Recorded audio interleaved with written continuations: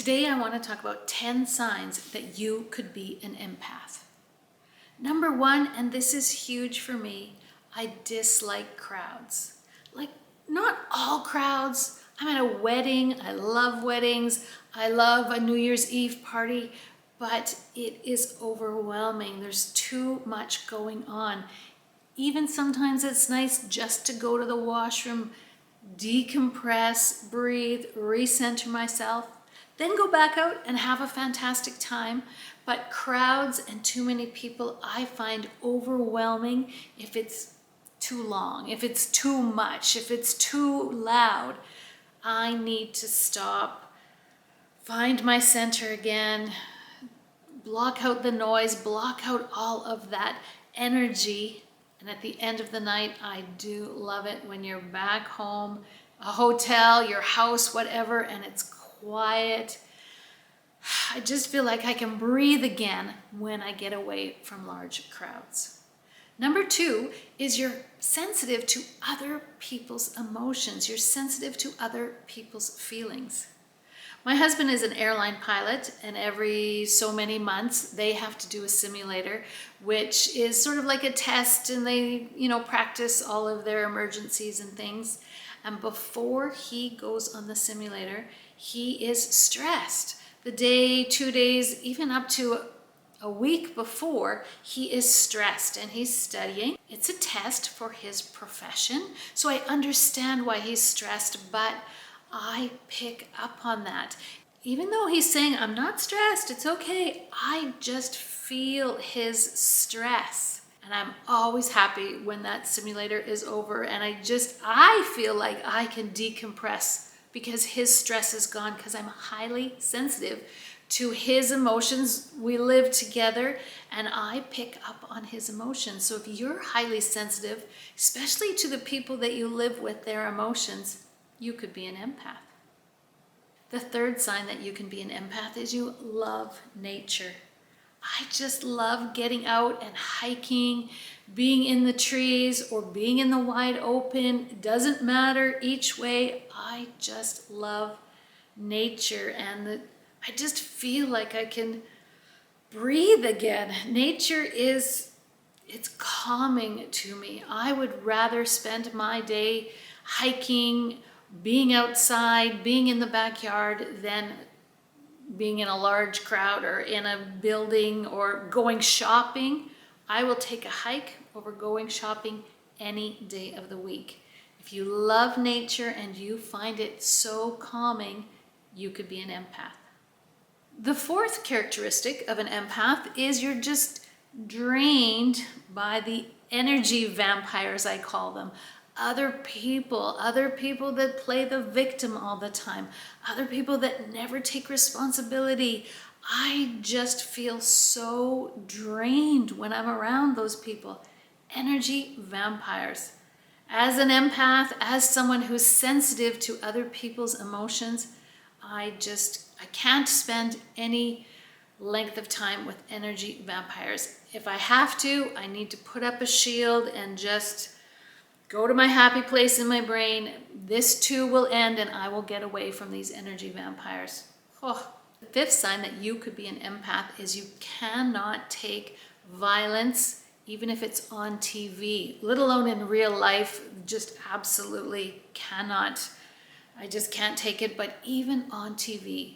Recently, my husband and I were at a sports bar, and they've got TVs all over, one playing football, one playing hockey, and another one had on the UFC, the Ultimate Fighting, whatever, where they're in a cage and and the way I was sitting is I was looking at that TV, and let me tell you, I couldn't take it.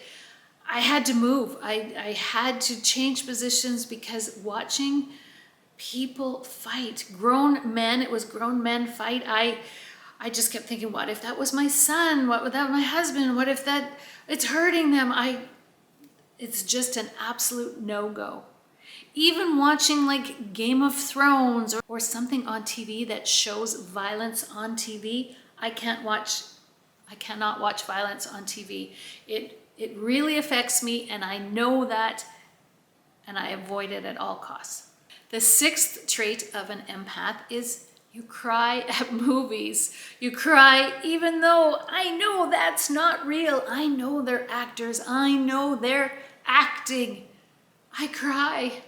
Those Super Bowl commercials that are a little bit longer than normal, that are really touching, they're really tugging at your heartstrings, that gets to me. I can't disassociate. I don't know, I just cry.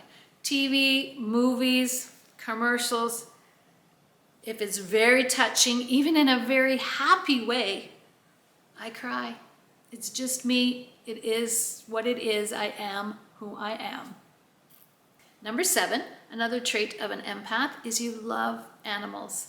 Dogs, cats, puppies, kittens, farm animals. You love them. You love them.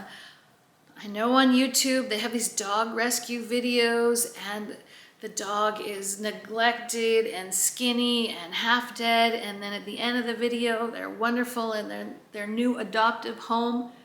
I love watching them in a sense because I love to see the end part, but the first part just bothers me. I want to rescue every dog out there that isn't loved the way my dog is loved.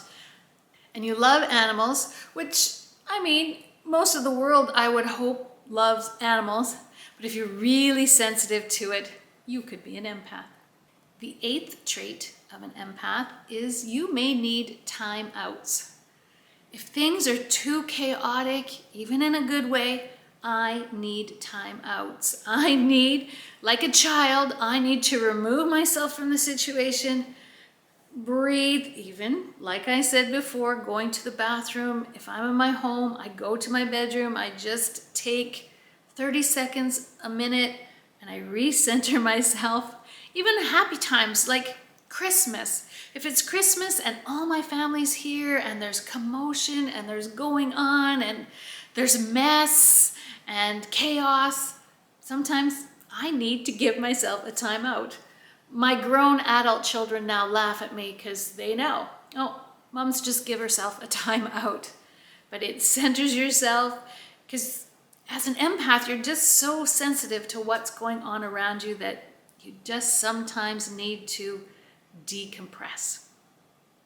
The 9th sign that you could be an empath is you internalize emotions.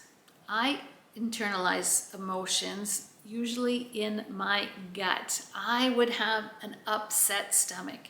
If I get a phone call and it's bad news, I mean, this might be too much information, TMI, but I gotta go to the bathroom. My gut is so sensitive to stress and bad news. Even sometimes good news, I can feel it in my gut. I can't eat, I internalize emotions, which is a sign of an empath. The 10th trait of an empath is you're highly sensitive to noise. That goes along with big crowds, that goes along with loud TVs, loud concerts. I've been to concerts and I truly enjoy the concerts, but I also truly enjoy the silence afterwards. Could be why I love nature in the silence of it all. But if there's too much noise going on, sometimes you don't even realize there's noise. You know, when you hear it's just a hum in the background and then it turns off suddenly, I suddenly feel better. I didn't realize why I was getting agitated, but it's just that background noise, that constant, it's too much. If it's loud, it's too much.